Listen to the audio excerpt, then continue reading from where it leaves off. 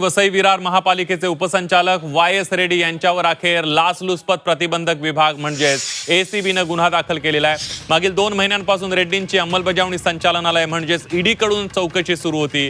त्याच्या तपासणीअंती एसीबीनं रेड्डींवर गुन्हा दाखल केलेला आहे। रेड्डी यांच्याकडे 23 कोटी 25 लाख रुपये किमतीचं बेहिशोबी सोनं आणि हिरेजडित दागिने तसंच रोख रक्कम अशी एकंदर 31 कोटी 48 लाख रुपयांची अपसंपदा सापडली।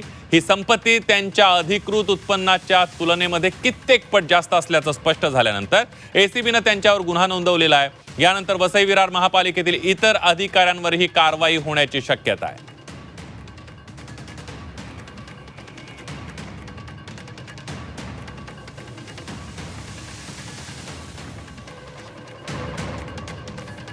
आपण बघतोय आताच्या घडीची एक मोठी बातमी आहे।